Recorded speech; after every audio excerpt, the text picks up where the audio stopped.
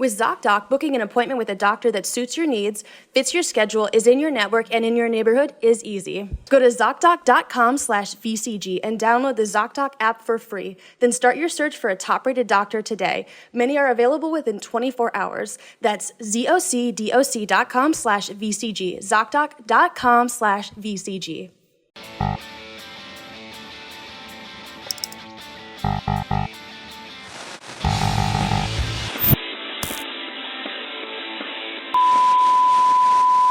Hey guys! Welcome back to Violating Community Guidelines. Back again for more, as always. And we're your hosts, Brittany Broski. And Sarah Shower. And what are we talking about today? Today, it's the long-awaited episode, something that raised both of us. It's Bri'ish YewChewbahs. Yeah. The whole... Bri'ish! I think Zoella was like one of the people who like unintentionally introduced me to like ASMR. Yeah. Because like when she would decorate stuff, like we're going to talk about who's all in it, but like I remember Zoella like from 2013, 2014. Yeah. Yeah. This whole group was so...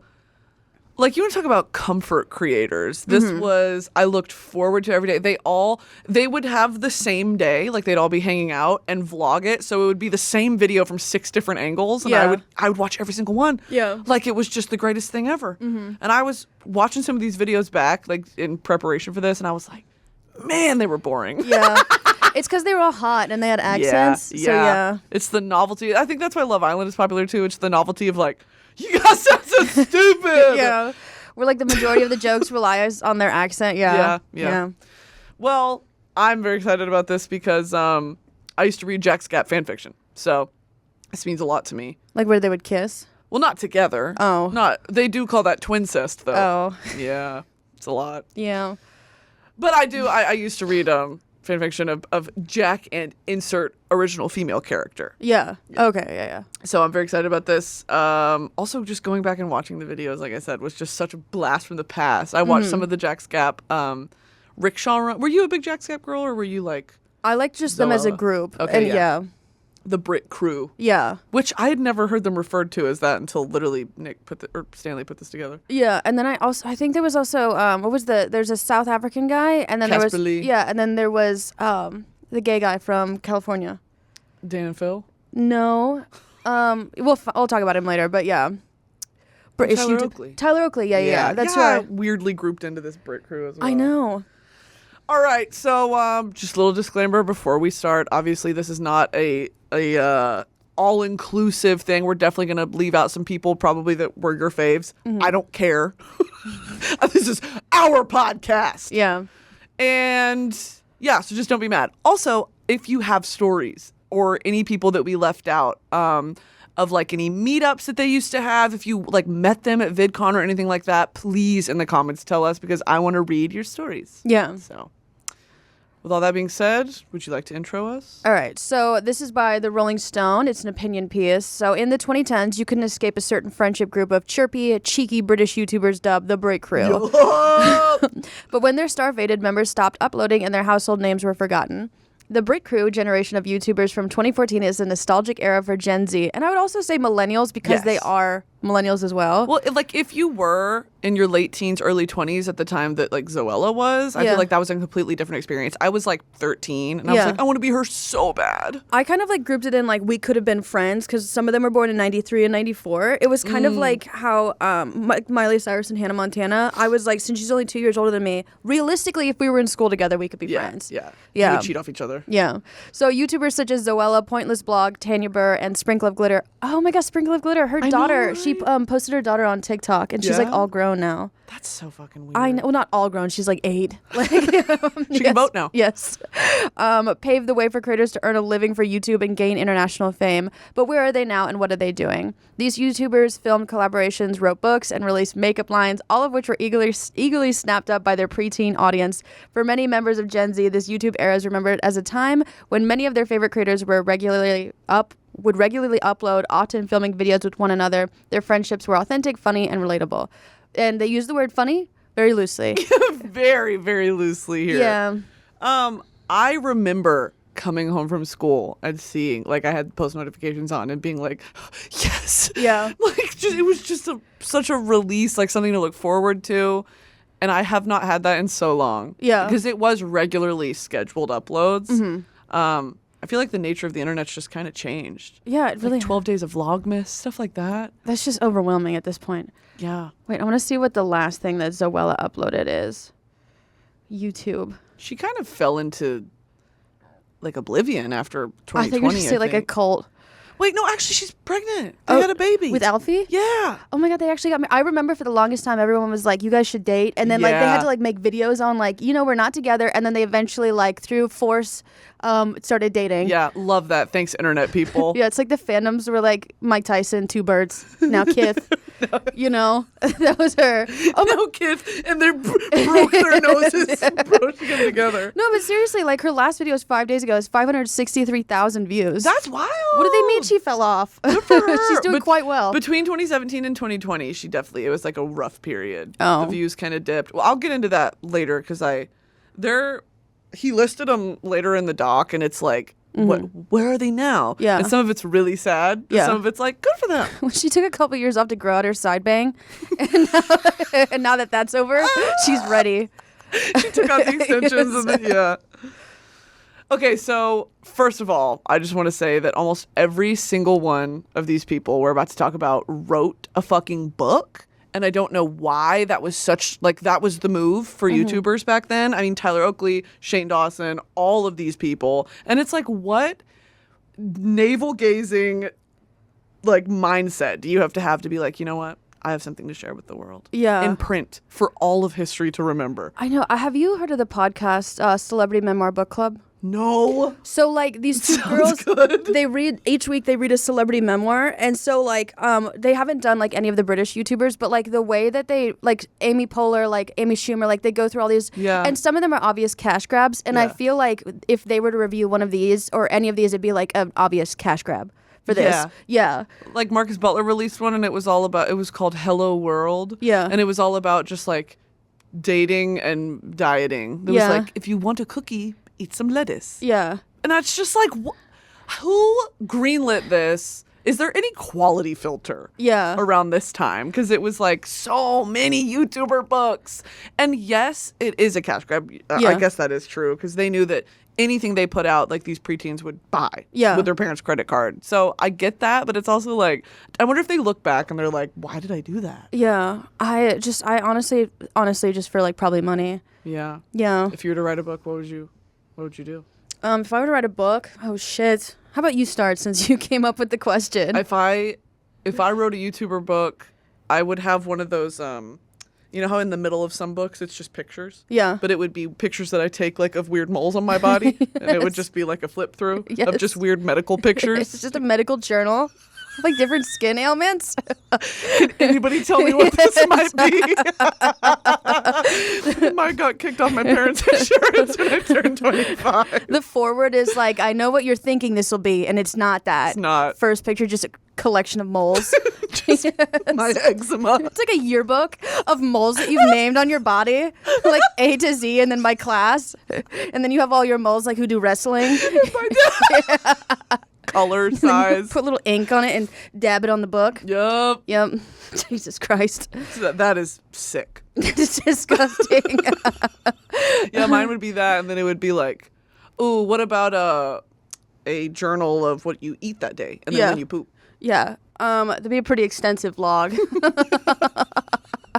700-page book. Yes. Yeah.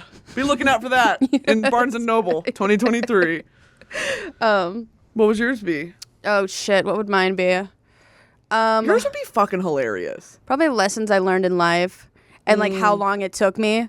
And then just like from, I don't know, like the lesson, like the lesson is the chapter title, and then like just like the chapter is like from 2016 to 2019 I realized I can ask people for help.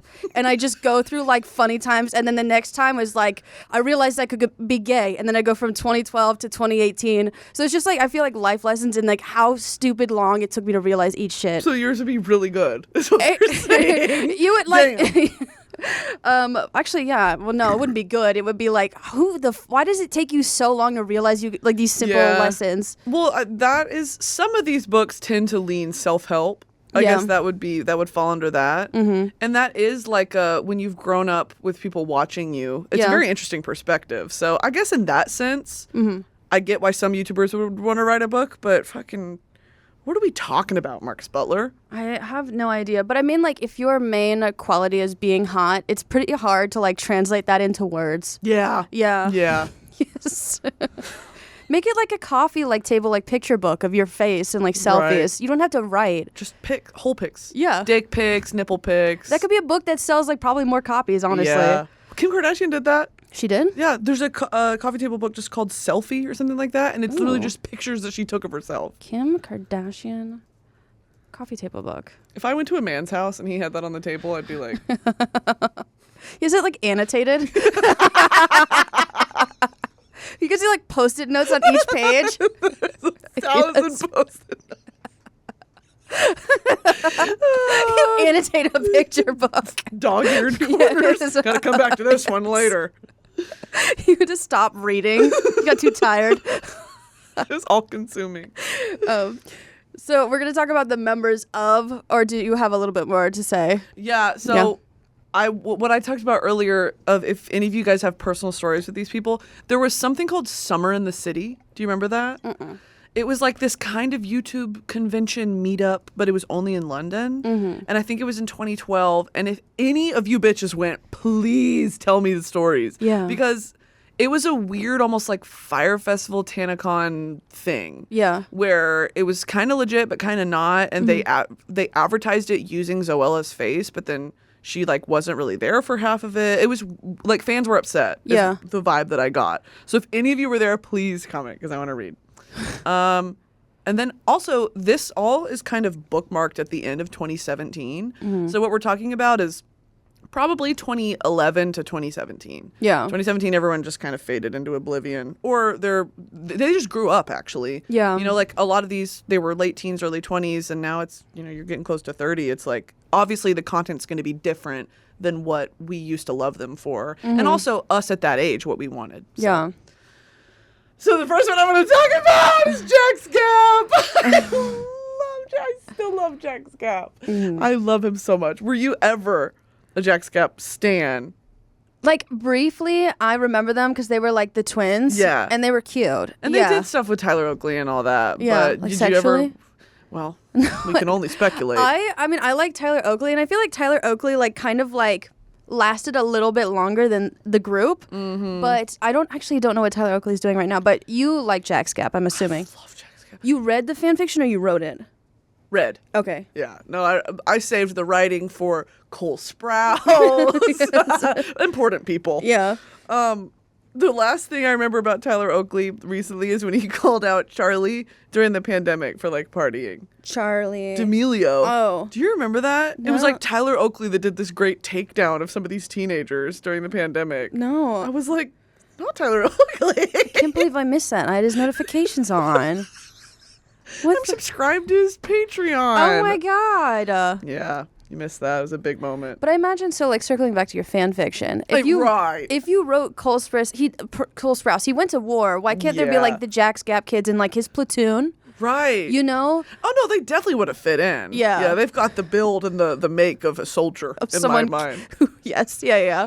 Yeah, I'll get to work on that immediately, guys. I'll publish that soon. Jacksgap X Tyler Oakley X Cole Sprouse draft fanfiction. Would you like a piece in it? Would you like to be the platoon leader? Yeah. What is a platoon? A platoon is like a banana that you can eat. You can fry it, Yes. dry it. That's such a goofy word for I such know, a serious platoon. thing. Okay, my platoon. All right, Jacksgap. is a British inactive YouTube channel, which is owned by identical twins Jackson Jack Harries and Finnegan Finn Harries, both born May 13th, 1993. Originally created by Jack Harries to document his gap year in mid-2011, the channel experienced a rapid increase in popularity after the addition of Finn as a regular contributor. In February 2017, the Twitter and Instagram accounts for Jacksgap were deleted, followed by the dissolution of the Jacksgap brand. It was an international day of grieving, for me, at least. Yeah. After Finn joined the channel, the views nearly doubled because it was like, oh my god, he's so hot, there's two of them. Yeah. And then you could pick which one was your favorite, dude. If I had a twin, my views would cut in half. For the same reason, oh my god, there's two of them. Fuck, it actually just became a lot harder to watch this channel. Wow. Jack Harries attended Bristol University studying drama, but dropped out in 2013 after the first year to focus on YouTube, like any YouTuber. Yeah, any normal person would do. It takes so much willpower from like to go to college. To go to college if you're finding success online. Yeah. What the fuck is the incentive? This holiday season, if you're looking for a unique gift that inspires curiosity, travel, and culture, give the gift of Babbel. Babbel is the language learning app that's sold more than 10 million subscriptions. Thanks to Babbel's addictively fun and easy bite-sized language lessons, you'll finally be able to discover the wonder that comes with learning a new language. I know that I personally love Babbel. I love their easy games. I've been playing them a lot at airports trying to learn German, as I've been trying for the past year, because I feel like I should because I am German, and Babbel makes it so easy and fun. With Babbel, you only need 10 minutes to complete a lesson, so you can start having real-life conversations in a new language in as little as 3 weeks. Other language learning apps use AI for their lesson plans, but Babbel lessons were created by over 150 language experts and voiced by real native speakers, not computers. Their teaching method has been scientifically proven to be effective. With Babbel, you can choose up to 14 different languages, including Spanish, French, Italian, and German. Hey! German like I am. Plus, Babbel's speech recognition technology helps you to improve your pronunciation and accent. There are so many ways to learn with Babbel. In addition to lessons, you can access podcasts, games, video stories, and even live classes. Plus, it comes with a 20-day money-back guarantee. Start your new language learning journey today with Babbel. Right now, get up to 55% off your subscription when you go to babbel.com/VCG. That's babbel.com/VCG for up to 55% off your subscription. Babbel, language for life. Battleship is a fun board game a lot of us played as kids, right? As an adult, Calendar Battleship is the frustrating game you play with your doctor, trying to find when you're both free for an appointment like in 3 months.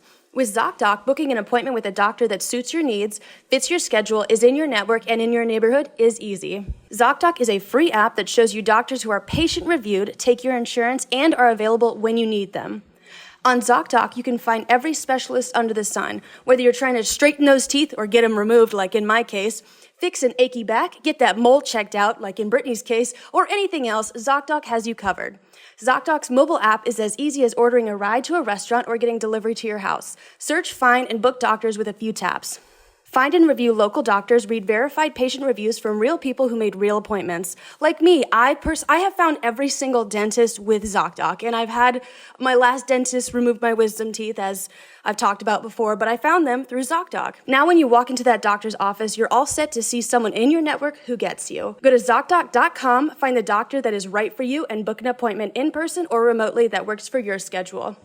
Every month, millions of people use ZocDoc, and I'm one of them. It's my go-to whenever I need to find and book a quality doctor or dentist. Well, dentists are doctors, but I digress. Go to ZocDoc.com/VCG and download the ZocDoc app for free. Then start your search for a top-rated doctor today. Many are available within 24 hours. That's ZocDoc.com/VCG. ZocDoc.com/VCG.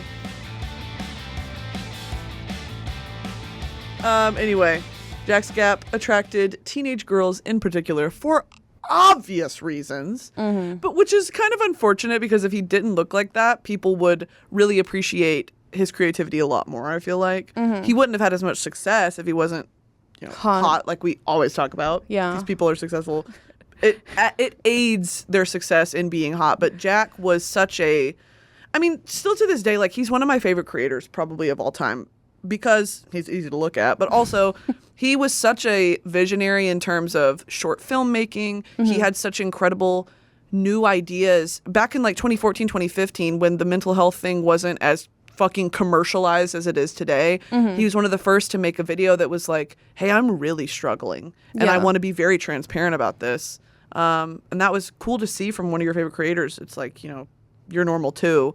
And then on top of that, a lot of his content towards the end was geared towards charity and fundraising, and then the eventual turn to climate awareness. Yeah. And I really appreciate his perspective on it because there's a lot of anxiety that comes with climate change. You know, misinformation, disinformation about climate change on the internet. It's a lot of doom scrolling. It's a lot of feeling helpless. His channel that he kind of rebranded into, it's called Earthrise. It's the same Jacksgap account, but it's just completely climate-focused content, is very optimistic. And I feel like we don't see that near enough of like, we can change, and it's coming from the voices of young people, you know, instead of older people telling you that, you know, we're doomed and this, whatever. So I really appreciate that he is the definition of using the platform that he created from doing fun stuff to promote a serious issue that he really believes in. He was arrested for protesting at the like International Petroleum Week or something like that. He's just incredible. And I love him very much. And I wish him the best. Yeah. Separately, the idea of International Petroleum Week, like my mind went to like, are there like, it's like an oil festival? Like I imagine like everybody's just bathing each other in oil. They're like different booths for like you can try like different types of petroleum. This is definitely unleaded. Or like those taste testing things where you like put like 3 different types behind a wall and you try to guess what it is. No, but that's actually incredible that he did that you pivot like that like so hard. Yeah. It takes a lot of, I mean, that's very anxiety inducing. And it's like, I don't think for him the idea of keeping an audience was really on his mind, because it's like he obviously was famous and went viral or whatever for this type of content, but the audience was just an added bonus. You know, even if he wasn't internet famous, I feel like Jack Harries would still be promoting climate change awareness. Yeah. And that's really special. That is. International Petroleum Week. It's just petroleum jelly. Just eating Vaseline. Yes. Everyone with super dry skin comes out. International Eczema Festival. There's like a slip and slide of just petroleum jelly. You have to be naked. Yes. It says he also follows a vegan diet, citing the documentary Cowspiracy and the environmental impacts of animal product consumption. Yeah, I know that the fucking CO2 emissions from just cow farts is insane. And then you add me into the mix, and it's just... Oh my God. I am an international threat. Yes. So yeah, he's done a total rebrand, and that's actually really incredible. Do you still follow him? I do.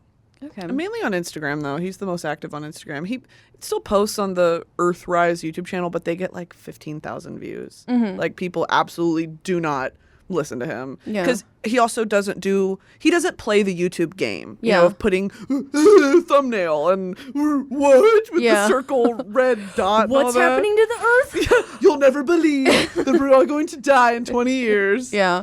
So he doesn't play the game, and I think that really affects the views on his channel. But it's this larger discussion of ethics in content sharing. So I just love him. Would you like to tell them about Marcus Butler? So we also got Marcus Lloyd Butler. Not Lloyd. Lloyd, born December 18th, 1991. He's an English model and former YouTuber whose channels have reached over 4.1 million subscribers. In 2015, he released an autobiographical book titled Hello Life. I want to see the reviews for that. Hello Life reviews. If it's not good, I'm going to kill myself. I know. Goodbye Parkinson's, Hello Life. Oh, that's not the same one. Oh God, he took a turn. I was like, holy shit. So Butler co-hosted a radio show with fellow YouTuber Alfie Days. Oh my God, Alfie.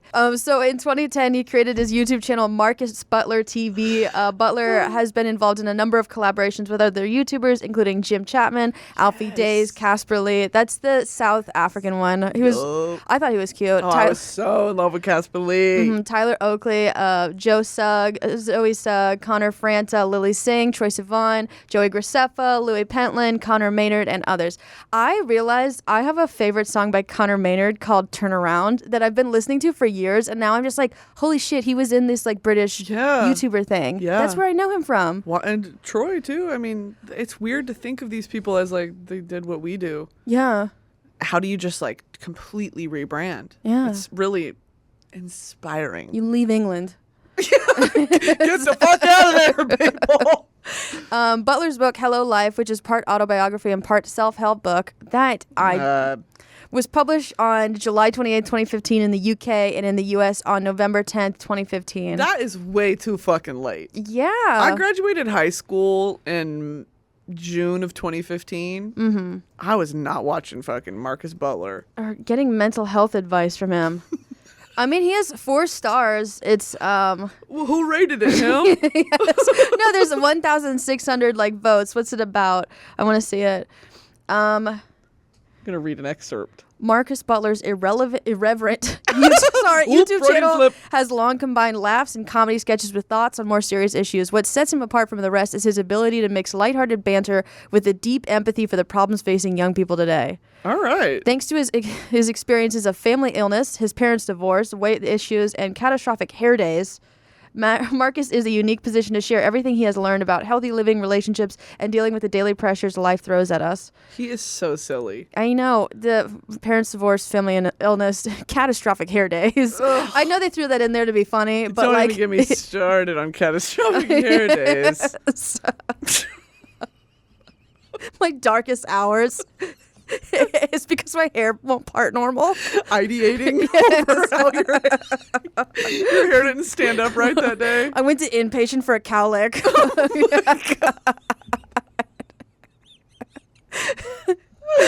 I wonder, because sure, there are things that all of us struggle with, but when you look like that, Marcus Butler objectively is cute. Yeah, it's like getting dating advice from someone who's really hot. Yeah. And who's never been unattractive. Just absolutely skewed. And you know that deep in their soul, they probably could be a really good person. But it's like you start off like with an advantage in that people always see you as a person, especially one to be desired. Yeah. So some people are still trying to get to the being seen as a person level. Yeah. You know? I urge all of the listeners of this podcast, if you're hot, try to be ugly for a day. Yeah. Like walk a mile in our shoes. Okay? Because I'm sick of this. Yeah. I really am. I am so sick of hot people online. I've seen enough.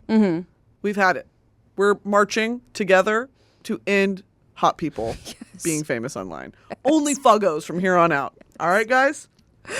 So as of February 2019, Butler has over 3.3 million followers on Twitter and over 3.4 million on Instagram.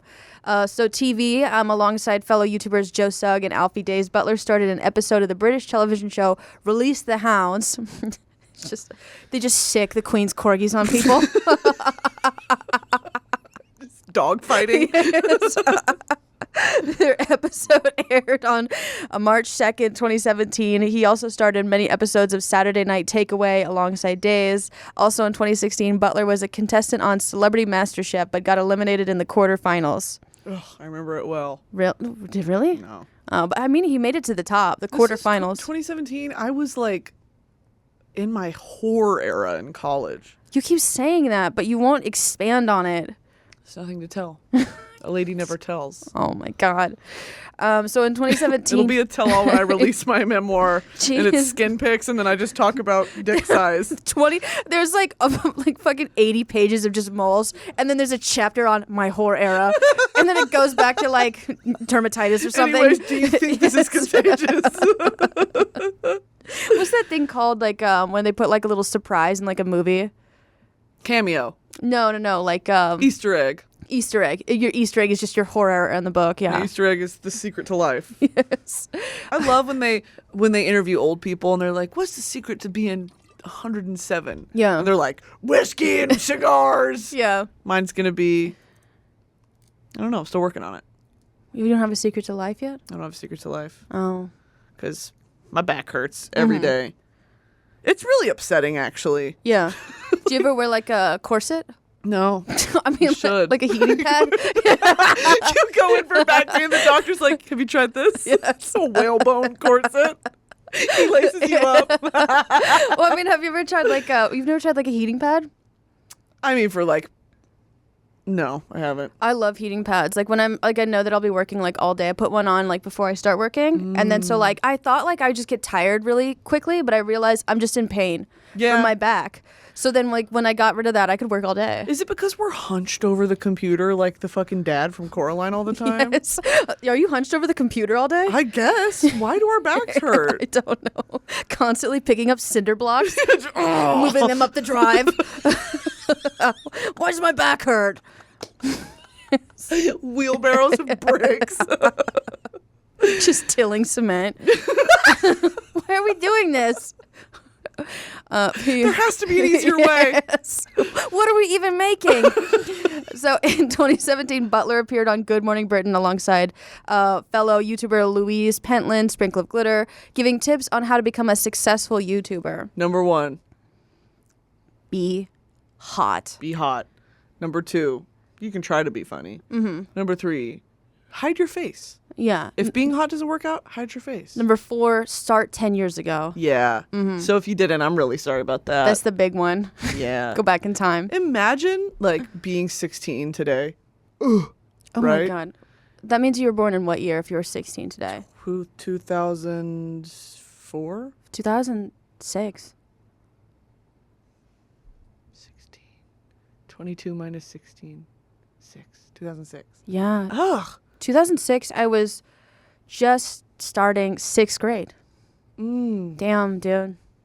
That if like imagine being 16 today and being like, I want to be a YouTuber when I grow up. Yeah. It's impossible now. There are way too many. You could find success on YouTube, but it'll never be this like the age of becoming a PewDiePie or becoming a Zoella is gone. I say the only industry online that you could get in on the ground floor right now is probably VR or AI. Yeah. And that means you'd have to pivot towards art and like learning computers. Yeah. But pretty much the video, text, like images, long form video is pretty much already like done and taken. Yeah. You have to be truly unique in that regard. Which begs the question, why do we get to do this? Yeah. Truly an anomaly. We have unique looking bodies. I mean, I would say like the Vine, I got in like pretty early. You definitely did. Yeah, Also, and then- Vine was such a limited.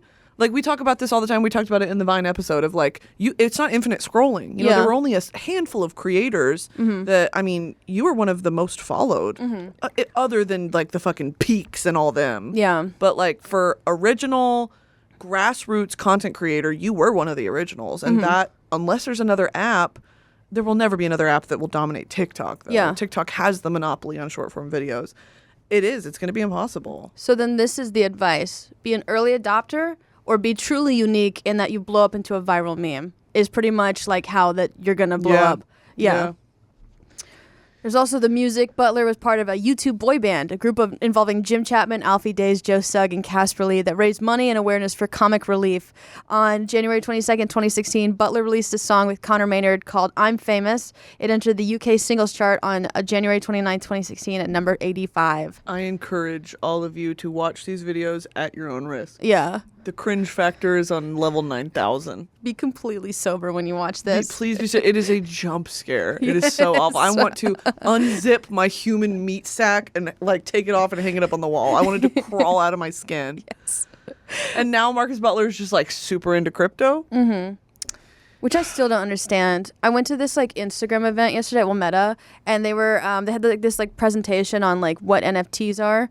And I was like, Did you retain any of it? You literally spoke for an hour on NFTs, and I was like, I still don't understand. I mean, I get it; it's art that you can buy for like tokens. It's the monkey with the thing. Yeah, but I'm like, what's the point of this? You know? Yeah. I mean, I can't imagine unless you're a photographer or an artist that you would really want to invest in NFTs. I don't know why like comedy people are getting like the whole spiel is what I don't understand. And though, like, I see it in the news of Kim Kardashian being sued for whatever, and I'm just like, I don't care enough to even learn about this. Yeah.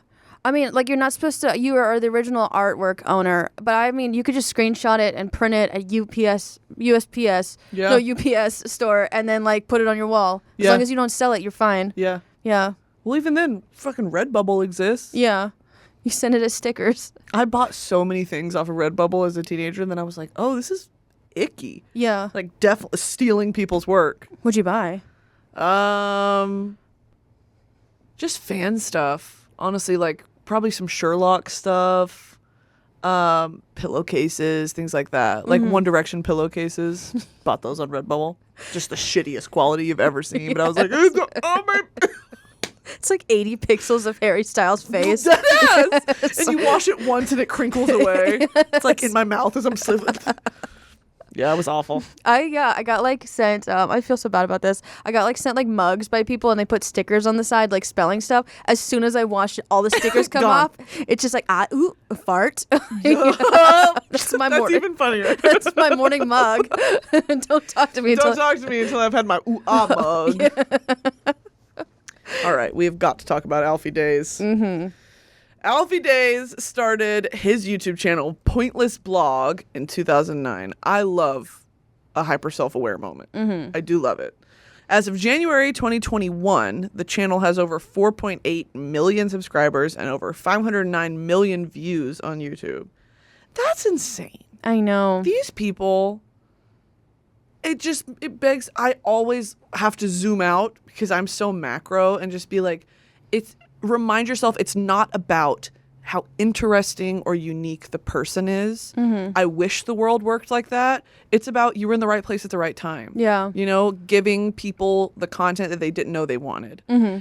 And I always have to remind myself because I see these numbers and I'm like, who is deserving of that much attention? Yeah. I think we've talked about this before. Yeah. Of like, who is there one person who deserves to be the most followed person above, someone else? It's just so the mind games that social media plays on you is wild. Mm-hmm. Anyway, his vlogging channel has 3.6 million subscribers. Who fucking cares?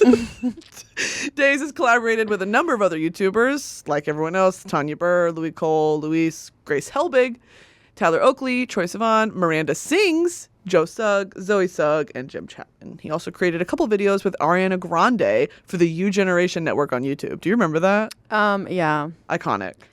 Oh my God, Grace Helbig. I was on her podcast. You were? Yeah. Was it Why We Drink or Before We Drink or no? That was the one with Mamrie, I think. Yeah. I forget what it's called, but I did it during the pandemic. And it was so fun. I just love her. She's the best. Mm-hmm. In 2013, Days was a member of the Guinness World Records OMG channel and held a number of world records, including most bangles put on in 30 seconds by a team of 2. Start shaking your arms. Yeah. Most bangles put on? But I feel like that means nothing at this point. Like, I'm a Guinness Book of World Records holder for most bangles put on in 30 seconds by a team of 2. That's your by a team of 3? Yeah. Hey, got you beat there. Yes. And this is your opener at a party. Yeah. They don't know I'm the Guinness World Record holder. Most party poppers popped in 30 seconds with a count of 29, beating the previously set record by 1. It's just groundbreaking stuff here. I know, it really is. And filling the most pancakes in 1 minute with chocolate sauce and bananas, which was 7. How do you even... like, who gives a shit enough in the Guinness Book of World Records to be like, we did it, team? Yes. Mine would be most carbon monoxide ingested without dying.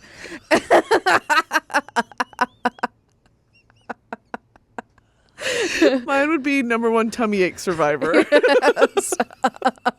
I've been this close to hemorrhoids my whole life and I've never had them.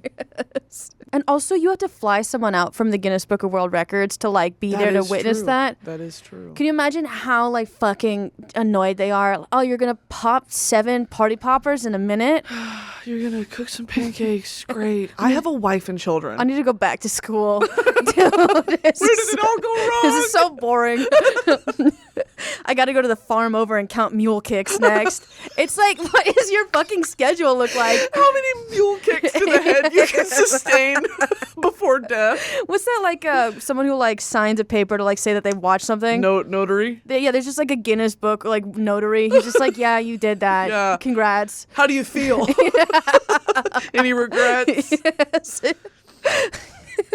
Oh, okay. So I do want to talk about this controversy that Alfie had, if you remember this. This was kind of later in the like Brit Crew thing. Yeah. He had this video where he tried to live off of £1 a day, like one British pound a day, and people were not happy. Because he would try to do something, he'd be like, "Oh, I can't do it. Everything's too expensive." And they commented and they were like, "You're turning poverty into a game." Yeah. Like, this is you cosplaying as a poor person for a day. It was not well received. Yeah. And then it started going around online. People were calling him a Tory. Yeah. Which is like the British Republican. Oh. And he had to make this apology video that was like, "I'm not a Tory." I was thinking that he's a Tory and I'm a Trina. Tory Vega. Yeah. Yeah. Wait, no, a pound. I feel like you should just stay home and cook what you have at your house. I know, right? Then you wouldn't spend any money. Yeah. But then in the same video, he was like out buying clothes and TVs and video games and stuff like that. And they were like, because he was like, you can't live off of £1 for a day. Hello? Uh-huh. Yeah. I was speaking backwards. For food and water. What am I trying to say? That was the challenge. Is Yeah. like eating and drinking for a day under £1, and he couldn't do it. Aren't there like rivers in London? Just go to cup your hands and drink the I river think water. they have running water. So, there must be that Cody Coat vine where like it was like he was like talking to someone from like Europe and he didn't know how to start a conversation. He's like, "Y'all got roads?" Stupid. Yes. That's what's up. That's what's up. Oh my God, I was just hanging out with Jack Innanen the other day, who is hot, by the way, and it distracts from his comedy because he's so hot. And we were talking about how that's the funniest response if someone's like trauma dumping on you or like just oversharing. Yeah. It's like, God, things have been really hard. I just am ideating. I am, thinking about ending it. It's like, Yeah. That's what's up. That's what's up for sure. Oh, yes. Just like don't know how to be supportive or help. So you guys, I'll give you permission to steal that one if you want it. Okay. Anyway, that's a reaction video of Austin Butler, Alfie Days. Yes. I'm just thinking about Austin Butler being like, "I'm not a Tory. Yeah. I've never said I was a Tory." And yeah. What you said, Tories are British Republicans? Basically. Okay, yeah. What are the British Democrats? I think they're just called the Liberal Party. Oh, wait. British. There's like a socialist party as well. I don't know, do I? Democrats are called liberals. Yeah, you were right. Okay. I am a British citizen. That's how I knew. Yeah. So. Okay, Zoella. It's kind of weird because like they keep saying Zoella Sugg, and I'm like, I know that's her last name because she got married, but I'm like, she's just Zoella. No, that's her real name. What? Remember Joe Sugg and Zoella Sugg? They're brother and sister. Oh shit! Yeah, and they're married. She's now and that's how they got each other's Zoella- last name. No, yeah, Zoella. She Yeah, married her brother. That's why Oh my they have God, I forgot. the same last name. They were a little flirty in some videos. I remember that. I don't want to say anything, but yeah. Well, I mean, they're hot. What'd you expect them like? Yeah. Yeah. You can't have two beautiful kids. I expect them to get a little touchy-feely. Do you know anyone who's like siblings who are like way too close? Yeah, fucking Brent Rivera and his sister. No, they're not like way too close. I mean, like they're not touchy feely at all. I mean, like Brent Rivera. Brent Rivera. Oh, I was thinking you're talking Bretman Rock. No, I was like, him and Princess? No, him and Princess fist fight. I was like, They're not kissing. if they touch, it's their fist making a connection. Yeah. It's like, no, Yeah. Brent Rivera and his sister was like, why are y'all touching each other like that? Oh Yeah. my God. Dude, I knew this kid in high school who like his sisters were gorgeous, but like every single profile picture of his there was like different ones like every month of his sisters in bikinis, and I was like, What? there was multiple ones, and I'm like, what is this? Are you trying to like like I don't know what's happening. Who are you people? I hadn't gone to therapy and I didn't have the language to describe weird. Yeah. Like I was like, does that seem weird? And You're a everyone- sister fucker. You're a sister I'm fucker. just like, what the fuck? Okay, yeah. So Zoella Sugg was working as an apprentice at an interior design company when she was creating her blog, Zoella, in February of 2009. By the end of the year, it had 1,000 followers, and as of September 2015, it had received over 250 million total visits. That's wild. I mean, I loved, like, she had a Christmas, she had several Christmas episodes where she decorated her house, and I thought they were so aesthetically pleasing, and I, like, used it as ASMR. Yeah. Like, she, like, opened the door and, like, showed, like, the tree. Yes. And I fell asleep to it every night, and then I moved on to, like, ASMR, like, calculus, and that's how I learned calculus. Yeah. And then gyno. Yeah. Yeah. Gynecology. Gyno calculus. Christmas decorating. Gynocalculus. They do the radius of my hole. With a candy cane? Yes. Like what size bulb I can, yeah, whatever. All right. The glass shatters. Urgent care ASMR. Hey, sorry, I was filming an ASMR video. The bulb broke in my hole. So the fashion, beauty, and lifestyle blog expanded into a YouTube channel in 2009 while Sugg was working for British clothing retailer New Look. Sugg's main channel, Zoella, first name Zoella 280390, mouthful, after her birth date. Oh, seems so security question. Yeah, unsafe. Yes.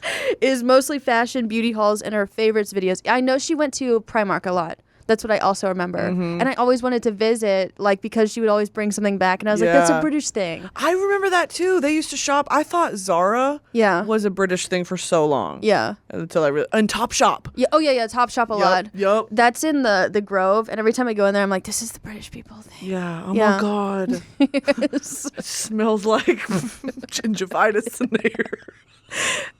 She also like showing her favorite product, whatever. She was the blueprint everyone wanted to be her. She invented red lipstick. Oh my God, the fucking red lipstick. Right? She like slept with that on. Yeah. I'm pretty sure it's a tattoo. Never smudged. Yes. God, she had the bitches wearing red lipstick to fucking algebra at 8 a.m. Dude, she was like the epitome of like 2014. The intense side bang.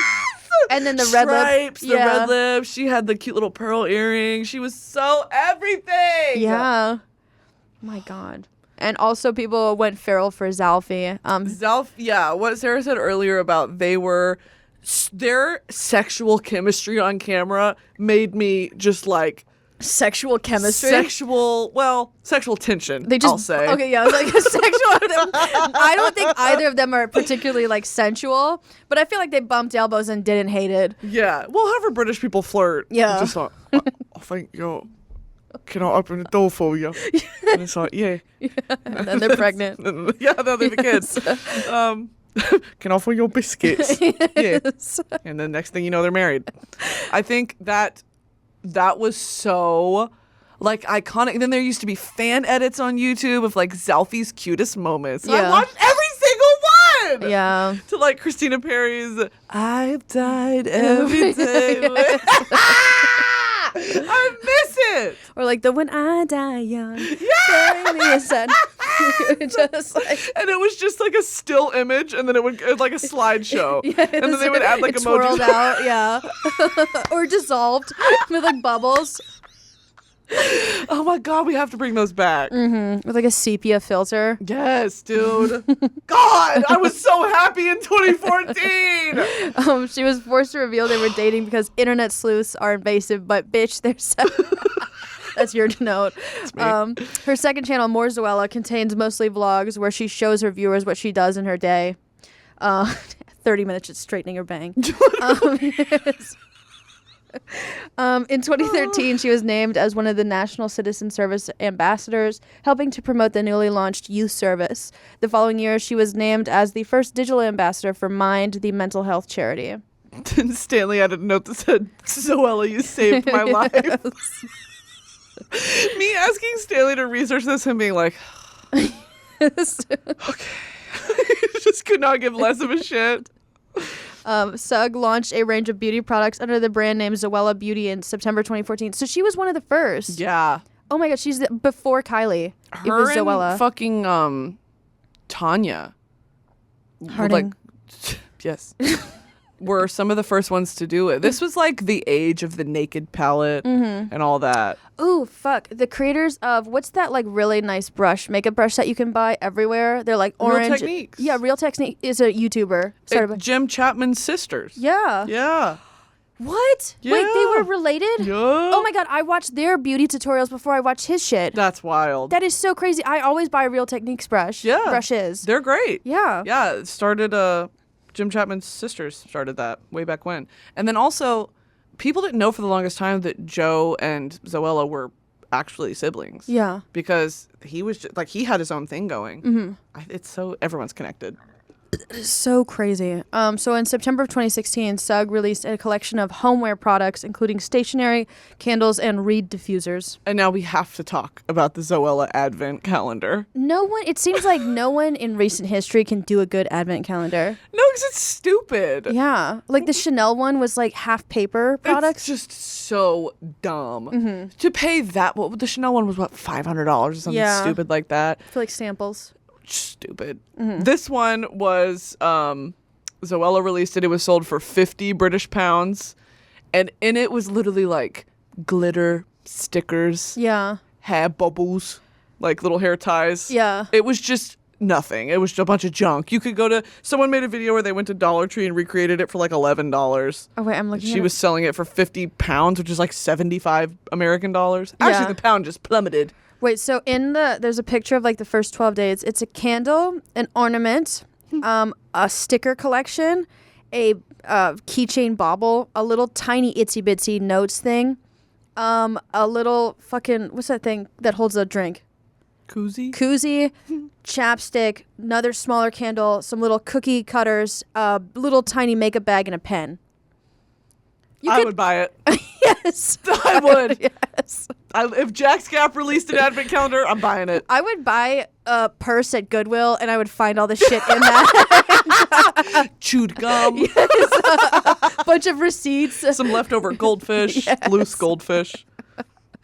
Yeah, that was this was a big thing. And then she didn't even apologize for it. She didn't do anything. She just made this long, like 20-minute video.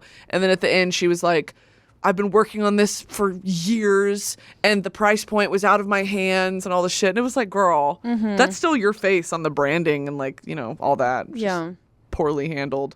And this was before the age of YouTuber apologies. Wait, in 2017 to 2020 was bad content. She promoted a vibrator brand and people were mad. Yeah. I fucking love vibrators, selling vibrators. It is like what my brand, like if Marlboro could advertise online, they should reach out to me. Like, I mean, like that's literally like, I love the whole like dirty, like just like not dirty, but that like, was not her brand at all. She was incredibly family friendly. oh yeah, she was like the Mary, like she had like immaculate conception. Yeah. Yeah. Yeah. Oh my God, y'all a kid. How'd that happen? Her entire lower half is a hymen. Sorry. Sorry. Oh my God, the fucking early YouTube was so crazy. Like people literally had to apologize before they sold something. Hey guys, I can't like afford rent this month if I don't plug this. I just want to let you know that ahead of time. Yeah. But this is sponsored by whatever. And now it's like, this is sponsored by Marlboro and Bud Light. I don't give a shit. Yeah. Like, oh my gosh. And now Casper Lee, if you want to take it away. So Casper Lee was South African, and I don't know if he lived in London or if he would just fly out. I don't remember. He started his YouTube channel Decasp in 2011 and later renamed it Casper. He was part of the YouTube boy band that fucking everyone else is in that raised money in 2014 for comic relief. He was named with all these YouTubers at the time were given distinguished honorable titles and all this stupid like top 10 people to watch, web savvy people to watch, just old people writing columns. In 2016, Casper Lee starred in Laid in America alongside YouTube comedian KSI. Lee appeared in the music video for Charlie XCX's 2017 single Boys. What? And in August 2017, Lee was named Chief Visionary Officer of Influencer Limited, a British influencer marketing agency. Oh yeah, they reached out to me one time. Really? Yeah, and I was like, I'm so sorry. No. I'm so sorry. British people are not real. Yes. So I don't believe in you guys. Yeah, you guys need some more evidence for me. But this was Casper Lee was. Speaking from personal experience, I always thought he was the edgy one. Yeah. Like him and Sam Pepper were the edgy ones. Yeah. And that's why they had their cult followings. As Marcus was kind of the aloof, Alfie and Zoella, we just wanted them to get married. And then Casper Lee and Sam Pepper were like, they're the bad boys. Yeah. Because a lot of their content was kind of focused around pranks. And, you know, I think the first video Casper Lee ever found success from was I prank my mom into thinking I got someone pregnant. Oh. Or something like that. Yeah. And Sam Pepper did kind of the same, which we'll talk about, I guess, Sam Pepper now.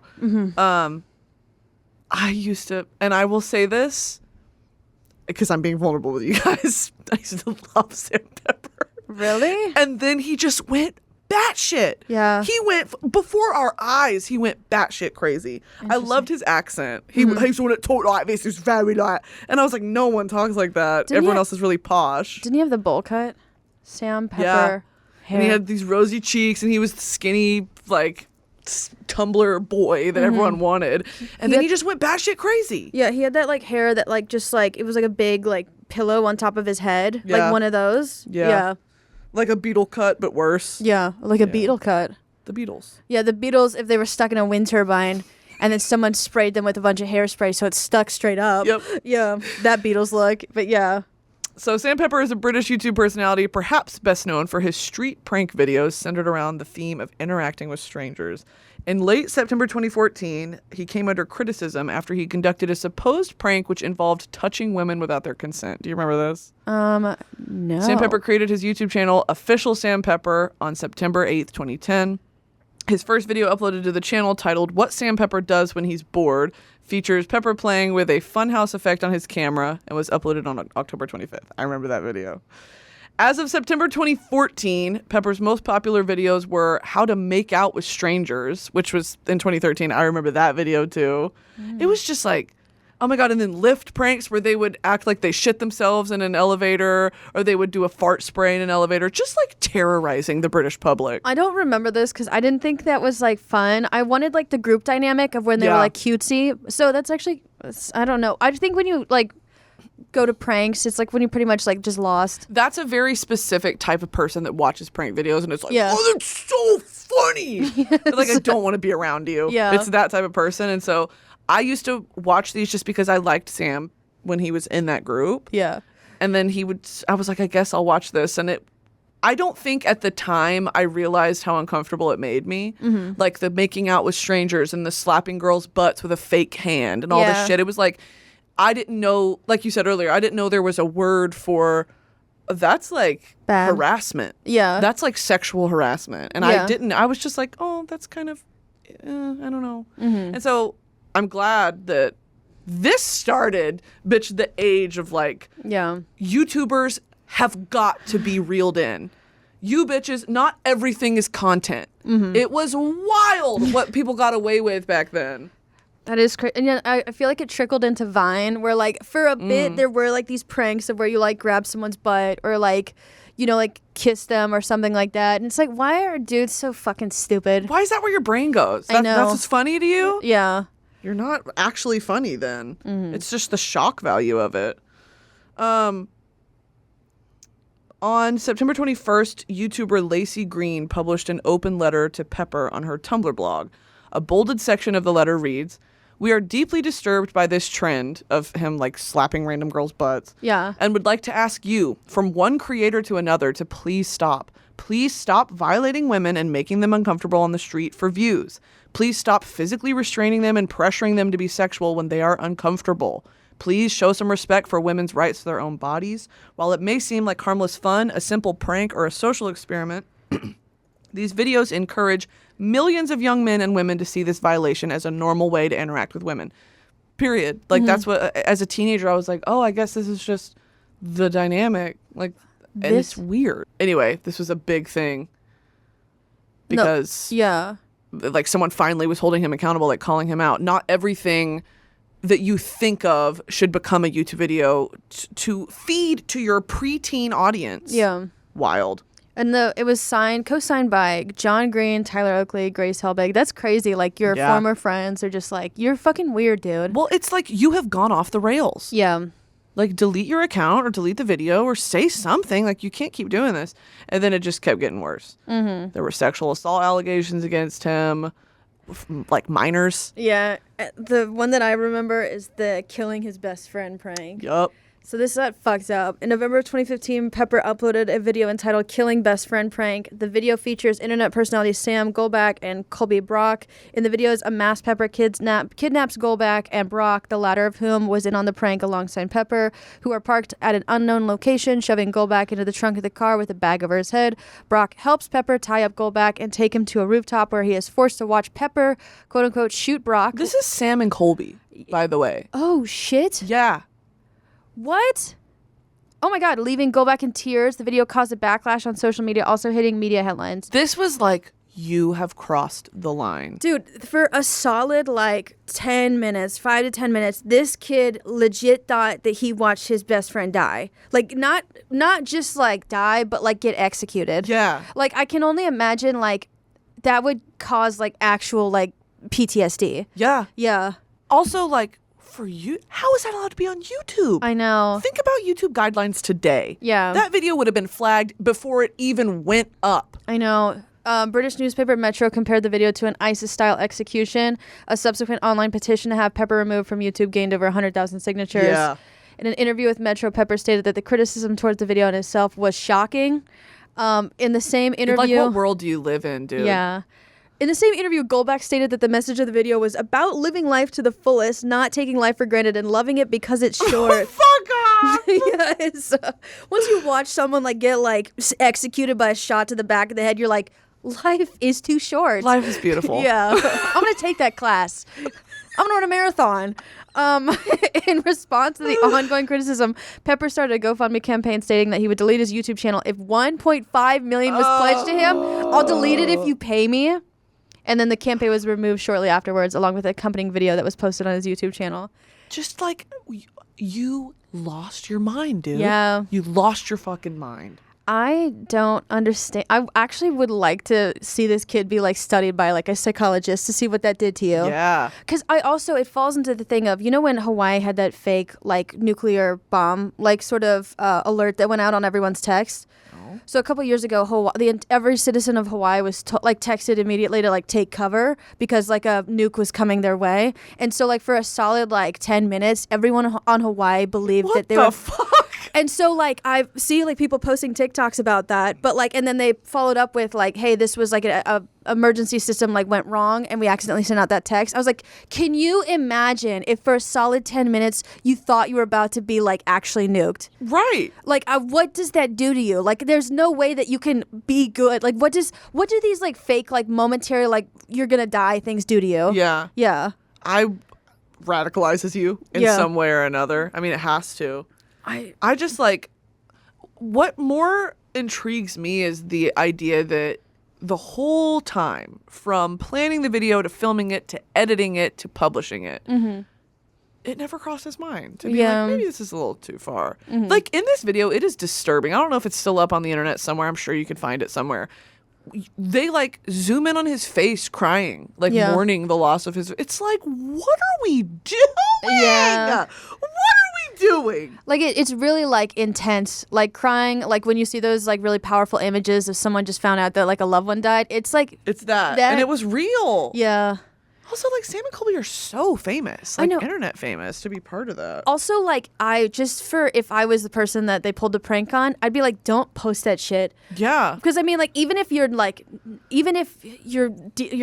suppressing the PTSD, the video of me wailing, like, screaming, like, I think my friend is, I wouldn't let that shit go out. Men don't have that quality filter, though, I feel like. That's, like, anything is content. Yeah. When you're Sam and Colby in fucking 2014, like anything is content.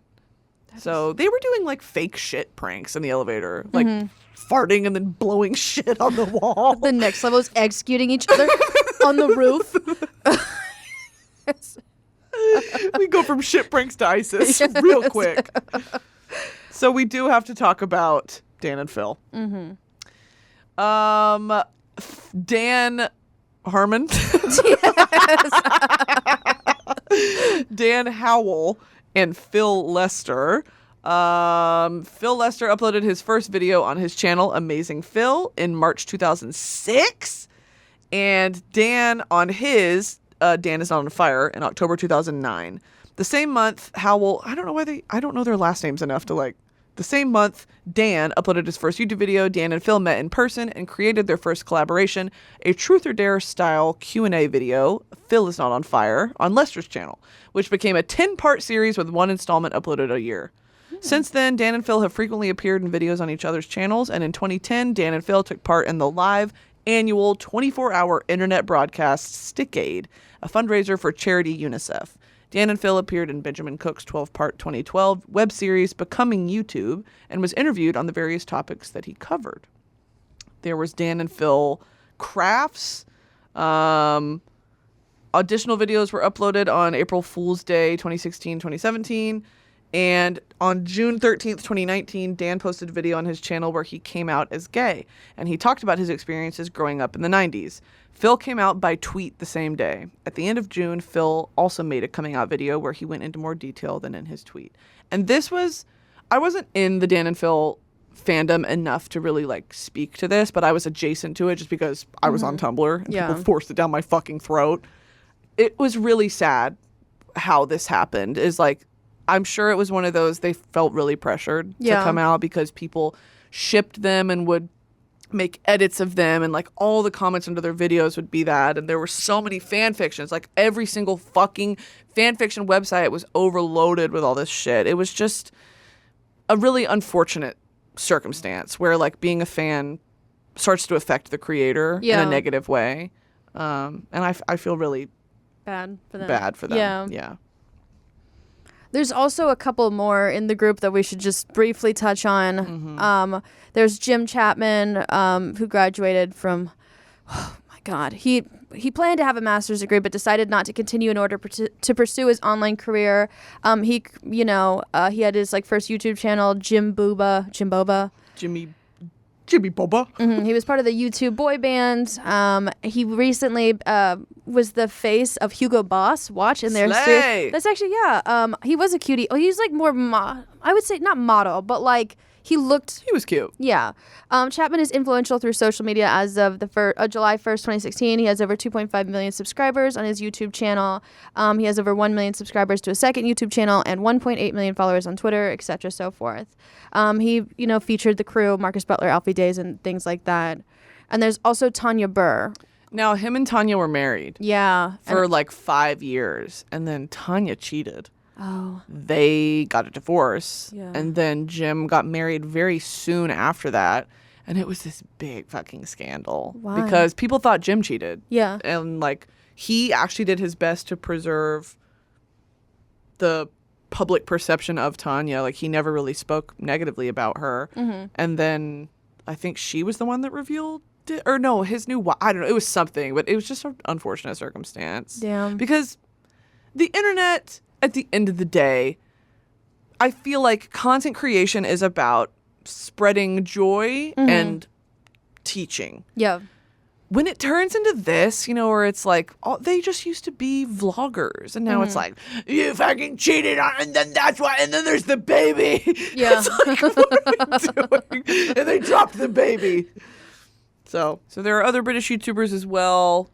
KSI, Thatcher Joe, Slow Mo Guys, Stampy Longhead, Ali A, Yogscast, which is super famous Minecraft, The Diamond Minecraft, Syndicate, and Rotushaw.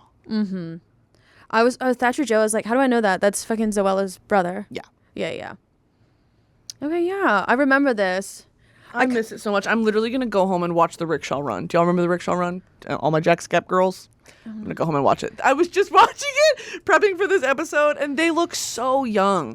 I always forget that. Like, as a 25... I was just at A&M with my siblings for a football game, and we did lose, and it's fine. And I was looking around, and I was like, the seniors...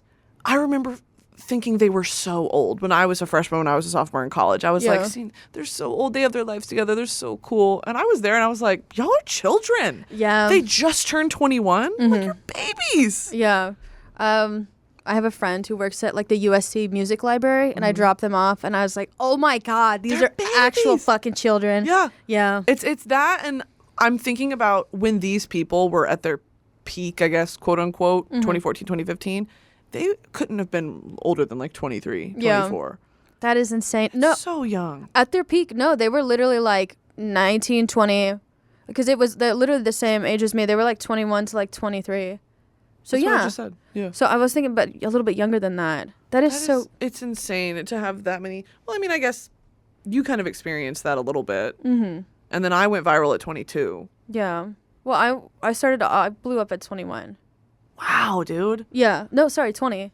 Oh my God. Yeah. Been doing this forever. That's right. You were still in college. Yeah. Dang. I was still in a sorority when I first started. That's crazy. Dude, yeah, being a content creator in college was fucking crazy. That is. You need to be studied. That was so weird. Like getting invited to like the Vine headquarters when I literally had finals the next week. I was That's like, insane. that felt weird. Yeah. It's also like, how did you, because you didn't finish college for a completely different reason. It wasn't like, I'm going to pursue this. Yeah. It was like something personal. But I feel like, what made you not make that choice of like, I'm going to pursue this actually as my career? Well, I mean, I didn't assume that Vine was going to die. So I thought Vine is literally, as opposed to YouTube, where it's like, that's why I resisted going on YouTube for so long, is because that's like filming and editing. Right. And that's like very labor intensive. Writing a joke and filming for 6 seconds is nothing. Right. So like that was pretty manageable, like in college, you know? But was it also I mean, we've talked about this before, but the cringiness of selling out. Yeah, like on Vine, I never did any ads or anything because everyone's like, don't sell out. And I like thought that there was like pride in that. There's absolutely no. The people who told you to not sell out are now working 9 to 5s. Yeah. And I worked a 9 to 5 after Vine ended, and I don't regret selling out now. Like I don't want to do that. I think that made it easy for you then, back then, of like, that was never really going to be an option to do that as a career because you decided that for yourself. And some people went the complete opposite direction. And it's cringy now to look at. I mean, people like Peaks. Yeah. Where are they now? I genuinely don't know. Wait. Peaks. Or like Rudy Mancuso. I think they probably still make, like, I'm going to look at Peaks' Instagram. Peaks has 2.1 million followers. And his last video got, he has a pole dancing video. Actually, it had 13,000 likes with 2 million followers. I Fell off. Yeah, I would say just give up the ruse. All right. Yeah, I think that's, pick your poison.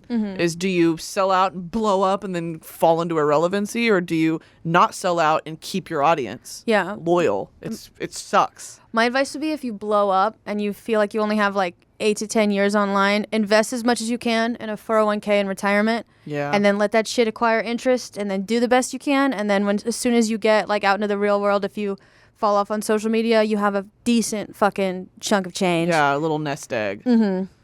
Yeah. All right, team. This has been Bri'ish YouTubers. We miss them.